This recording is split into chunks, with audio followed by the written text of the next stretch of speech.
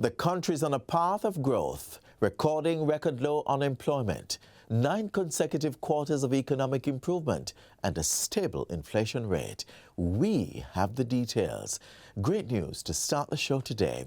I'm Adrian Atkinson, and you're watching Jamaica Magazine. Keep watching to also get details on how to apply to serve on boards of public bodies and the journey to a plastic-free country in preservation of the environment. Residents of St. James, let's continue the conversation on building Jamaica. Join Prime Minister Andrew Holness for a town hall on housing and land on Thursday, August 31, starting at 6 p.m. at Harmony Beach Park, Montego Bay. Join us on location or watch and share your questions and thoughts on the JIS and OPM social media platforms. Come for the discussion on housing and land. Building Jamaica. We want to hear from you.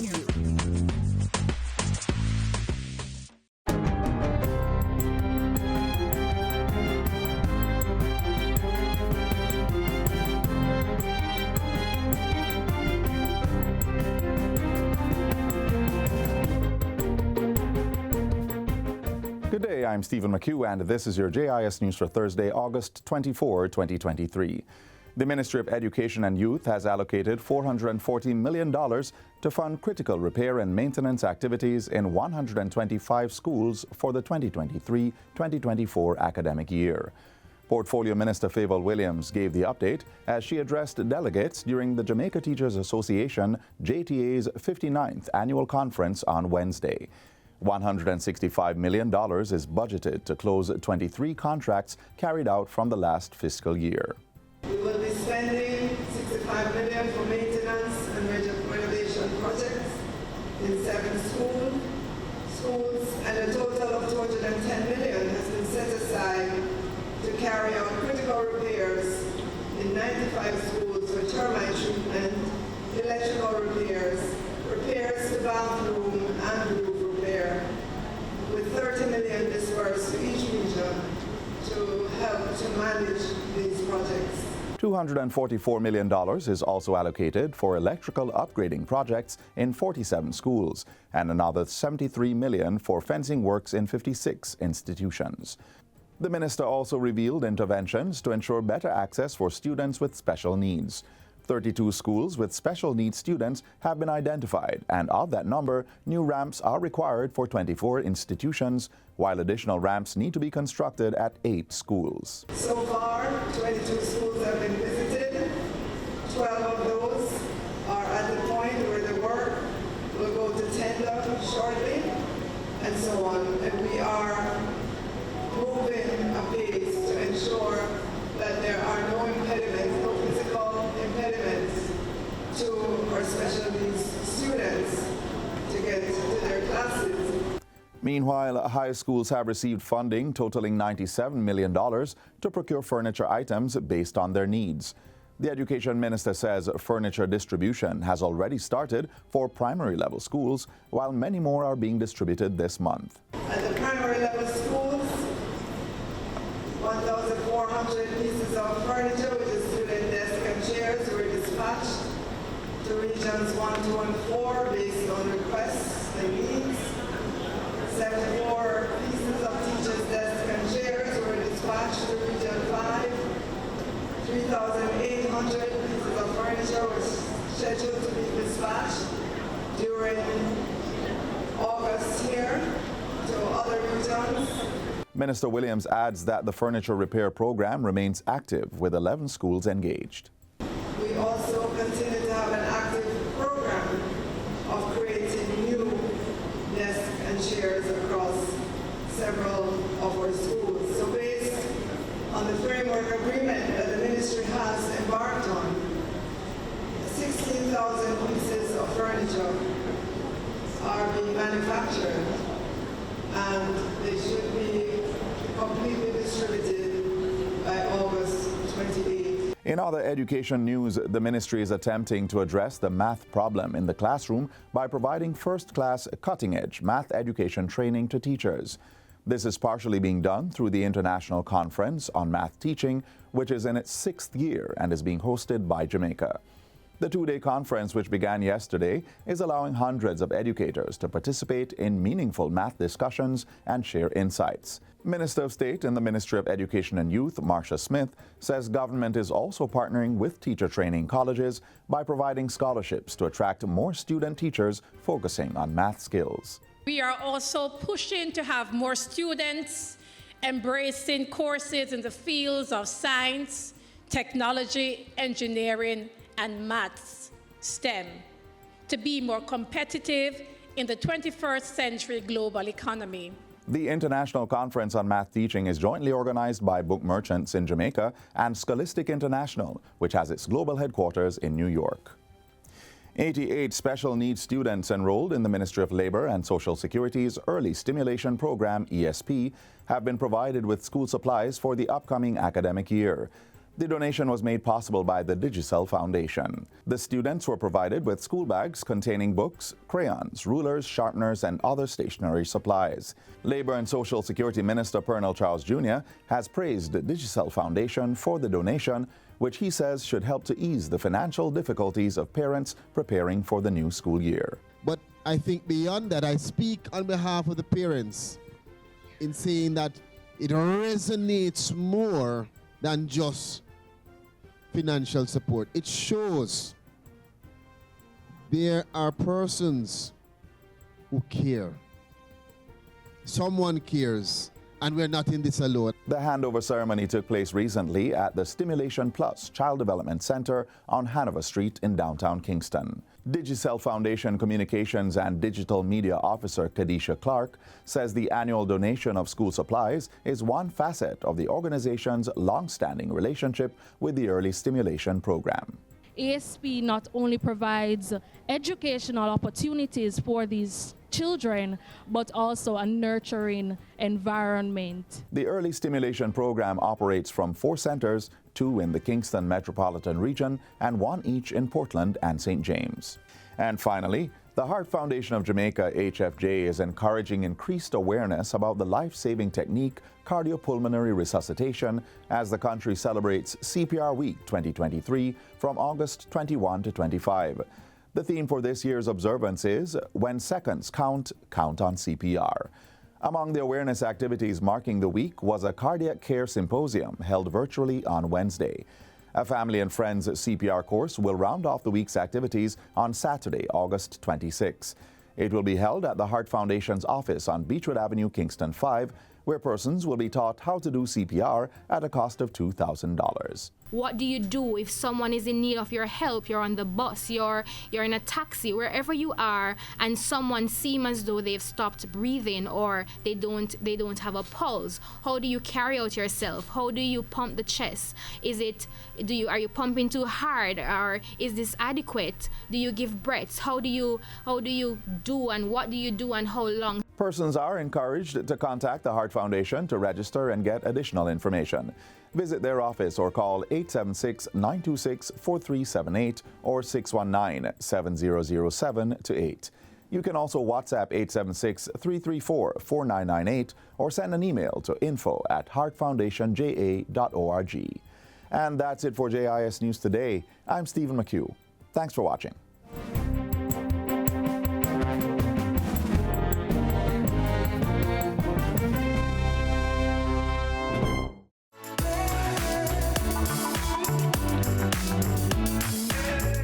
Jamaica continues to record economic growth and more employment, while inflation rates are being stabilized.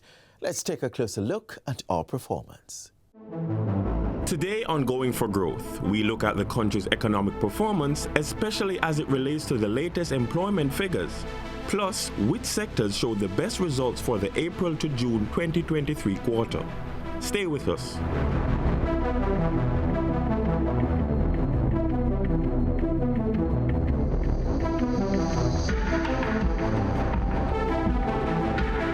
Jamaica's unemployment rate continues its downward path, indicating a positive sign for the country's economy. Unemployment fell to an all-time low of 4.5% in April this year, 1.5% less than April 2022. The figures were released in the April 2023 labor market survey by the Statistical Institute of Jamaica, Statin. In April 2023, there were 61,300 unemployed persons, and this was 19,700 less compared to April 2022. This was influenced by the fall in the number of unemployed females. The male unemployment rate was 3.4%, while the unemployment rate for females was 5.7%. The survey also shows that the number of employed people increased by 43,300, pushing the total to over 1.3 million. Celebrating this achievement, Prime Minister Andrew Holness says this puts Jamaica closer to full employment. This is the best news that our economy can have. It means that our economy continues to expand, but what it really means is that more Jamaicans have income. It means that more Jamaican families can do much better than they were doing before. We are building Jamaica. Other positive economic indicators include a 32% increase in revenue from exports with a value of $677 million. This is for the January to April 2023 period. Most of the earnings came from domestic exports, specifically in the mining and quarrying and the agriculture industries. Improved performance in the tourism and mining industries contributed to an estimated 1.5% growth for the economy for the April to June quarter this year. The increase in more people being employed was also a factor. For the mining sector, activities increased by 163% to become the major contributor of the 1% growth for the goods-producing industry. Meanwhile, tourist arrivals for the review quarter stood at 705,031 visitors, an increase of 14.2%. Total visitor expenditure increased by 19.7% to over $368.7 million. Those figures were released by the Planning Institute of Jamaica, PIOJ. The outturn for the review quarter largely reflected increased capacity utilization in the mining and quarrying industry, the continuation of the growth momentum in tourism-related industries, increased demand spurred by higher levels of employment, as well as increased business and consumer confidence relative to the corresponding quarter of 2022. The progress reflects 9 consecutive quarters of economic growth and demonstrates the government's fiscal discipline and strategic approach to creating an environment for infrastructure and social development. The figures also look good for the January to June period, which reflect economic growth of 2.9%. The services industry grew by 3.5%, while the goods-producing industry grew by 1%. The industries which were estimated to have recorded the largest increases during the first half of the year were mining and quarrying, up 137.7%, hotels and restaurants, up 18.5%, other services, up 11.4%, and transport, storage, and communication, up 6.1%.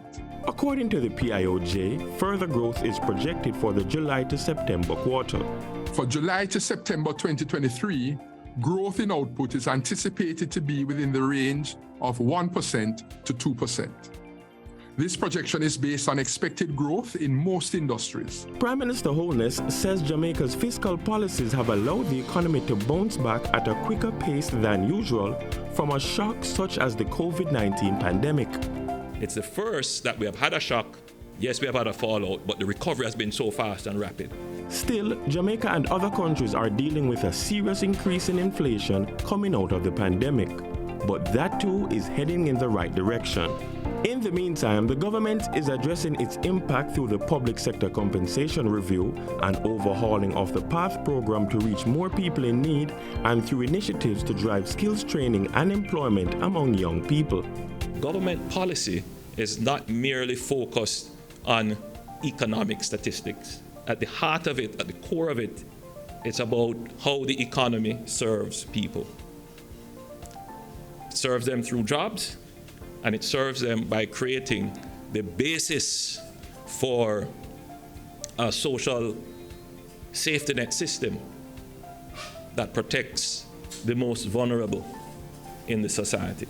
And so, as the economy continues to grow, it increases the capacity of the government to provide necessary public goods and services such as healthcare, education, and social protection.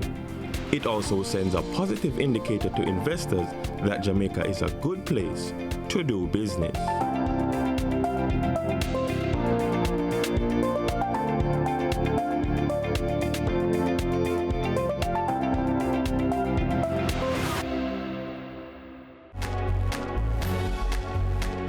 Know your numbers and control the keys to a healthier heart. Know the numbers for your blood pressure, cholesterol level, blood glucose level, and your weight and body mass index. Find out the risks they represent and what you need to do to stay healthy. Talk to your doctor and start making healthy lifestyle choices to prevent a heart attack or stroke.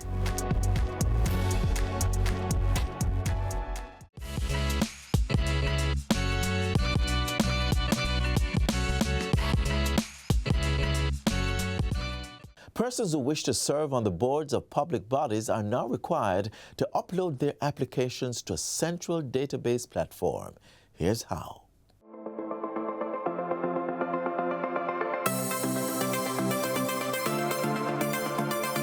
The Ministry of Finance and the Public Service is launching the Public Bodies Database of Prospective Directors, which is an online database meant to improve the probity, transparency, and efficiency of the process for nominating, selecting, and appointing persons to the boards of Jamaica's public bodies. Persons willing to serve on public body boards will be able to fill out an application online. Due diligence check will determine if these persons possess the requisite knowledge, skills, and experience to be selected for appointment to public body boards. If so, their information will be placed in the database for a possible future selection. The government of Jamaica, in its effort to promote improved efficiency and effectiveness of our public bodies, brought into effect by the Public Bodies Management and Accountability Selection Regulations 2021. Now, what is the regulations? The regulations came into full effect on January 20, 2023. Applicants who are desirous of exercising their civic duty can now complete an online application via the Ministry of Finance and the Public Service website, mof.gov.jm, to access the portal. So becoming a prospective director is quite simple, and it starts with just a click. From the landing page, please select Public Body Board's application, and from that section, you'll be required to create a profile. Once the profile has been created, page 1, we have eligibility criteria where it is that you must consent to a due diligence process, which is necessary for us to ensure that we have the best persons in the system. Once you have consented and you said, yes, you're willing to do the due diligence, it takes you to the first page. So let me make that clear. The fit and proper is also, we require that you consent. However, the difference between the two is that the fit and proper is going to be required for financial boards, board of strategic importance, and so on, and you must consent as well. If it is that you do not wish, then you can also continue the application. You'll be required to give some demographic information, a little bit about your education and your experience. This is required because we have put into the system some competencies based on the respective public body boards that is going to be necessary when we're doing the selection for the best fit. Move on to the second page. We're looking at qualifications, professional skills, as well as your community involvement. Any boards that you would be sitting on is also there. Your level of expertise is also important because we want to know that you can provide the public bodies with the direction that they need in terms of your competencies. Once you have saved and continue, it takes you to the final page of the application form, and this is where you make your declaration. And then we ask that you upload a government-issued ID. Once you have consent and declared, you can upload your form. Once the form is uploaded, you will be within our purview in the Secretariat to go through your due diligence process for which you have consented to. And once everything is satisfactory, we will move you over, for want of a better exercise, to what we consider now the database of prospective directors, where if it is that a board tenure expires, there's a change of minister, then we can go through the competency profile that is matched with your experience, and you would satisfy whatever board that would be required at that time, or what tenure that would have ended at that time.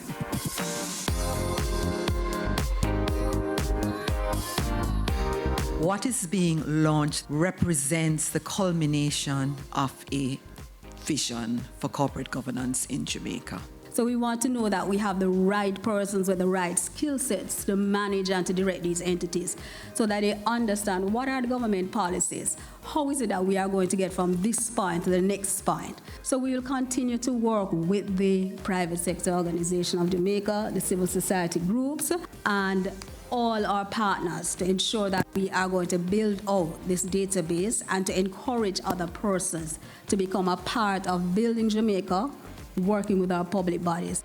Having a transparent process for the governance of these and stewardship of these financial resources is incredibly important in underpinning and maintaining public trust and ensuring the highest levels of public service delivery. Transparency in the nomination and selection of the board members of public bodies is also consistent with ensuring that Jamaica continues to abide by the highest levels of fiscal probity.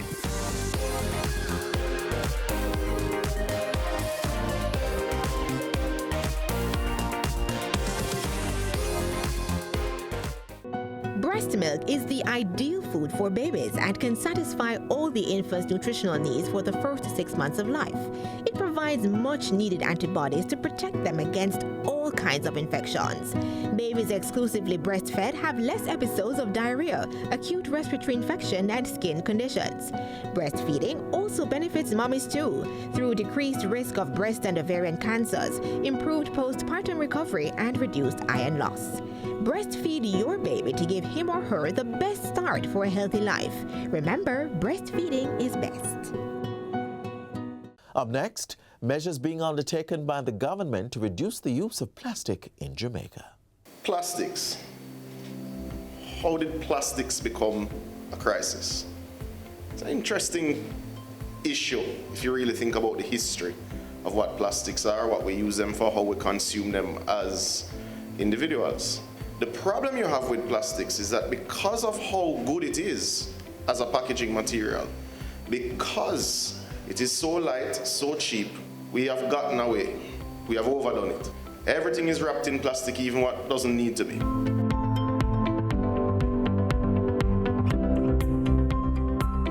The reality is 13% of Jamaica's waste is largely plastic, or is some form of plastic, whether it's PET, HDPE, PC, whichever other category of plastic it is. And we know that for the vast majority of this plastic, it is indeed plastic bottles. Why don't you just ban it? And people ask me that every single day. Just ban the plastic bottles. And quite frankly, you can't, because the alternative is glass, and globally there's a glass shortage. I don't know if there'll be some global event that makes glass far more available, and cleaner ways will come to sterilize it. But as it stands now, that's not an option. So we have to target it through a deposit refund scheme. But there are items that we have banned. Persons largely will remember the scandal bag ban, styrofoam ban, plastic straws. And the reasons were that these items are largely non-recyclable, they're non-biodegradable, and in many cases, because of how they're used, they emit carcinogens that are harmful to human health. We consume, especially with lunch boxes, a lot of gravy, a lot of heat. Heat and styrofoam not meant to mix in that sort of way for human consumption. Hence the challenge. Now, has the ban been perfect? No, there's no perfect public policy. Has the ban reduced by a few 100,000 tons the amount of plastic waste going into our waste stream? Absolutely. Is that a win? Absolutely. Are we proud of it? Absolutely. Can we tweak it to make it better? Absolutely. We have seen persons who have gone right outside of the regulations on plastic bags. So they've gone a little thicker or a little larger trying to use plastic instead of paper-based and recyclable alternatives or reusable alternatives. That means we're going to have to move the goalpost. And that move will come this year. We're going to have to increase the size both in terms of dimensions and thickness and types of plastic bags that are banned. So for all of those who may be online now listening to us and contemplating their next round of purchases, I would suggest strongly to you that you look at the recycling alternatives, because you will get stuck with goods. And the minimum order quantities for these sorts of things, you will have months of goods put down. And that increase in size is coming and coming fast. We took out styrofoam, or expanded polystyrene foam, as the appropriate term should be. The intention of the ban was not for you to switch styrofoam for plastic. It is the intention of the government to remove these plastic lunch containers from the waste stream by also expanding the ban to include them. Again, I would then suggest to those who import to do so with the minimum quantities, because you don't want to get stuck with something that you'll only be able to recycle. And no, we will not be reimbursing for those, because we're sending the signal clear. Our sewage plants and wastewater processing stations really can't manage these microplastics. There is no way for us to filter them out of the wastewater stream. We don't need them. They're deleterious to human health, deleterious to marine health. They can affect soil quality. They have to go. As a part of the expanded ban, we will include microplastics as a part of personal care products. Jamaica, at the end of this financial year, will have a legislated deposit refund scheme.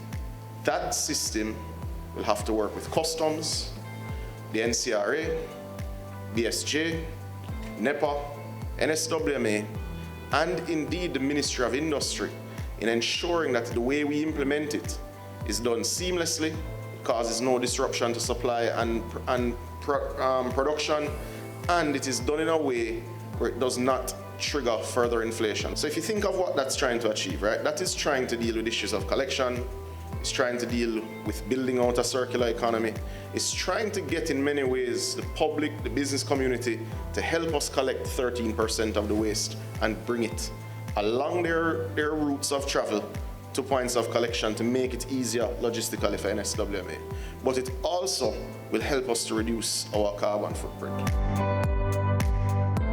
We're going to have to disaggregate all of the things that are classified as environmental management, and we're going to have to accept that as a part of our economic development doctrine as a country, we are going to manage our environment with very strict regulations in a manner that is enforced and that gives confidence but gives predictability. Cannot be haphazard.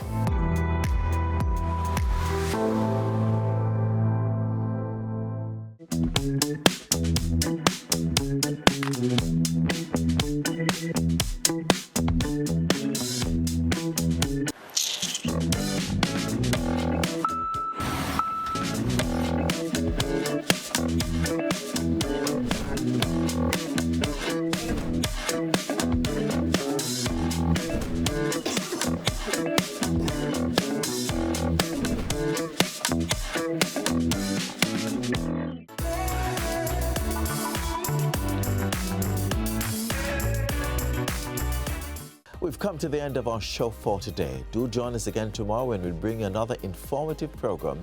In the meantime, stay connected via our website, jis.gov.jm. And while you're online, send your feedback to Jamaica Magazine at jis.gov.jm or via tweet at JIS News. You may also find us on all the major social media platforms and through our mobile app that's Android and iOS compatible. On behalf of the entire production team, I'm Adrian Atkinson. Do take care.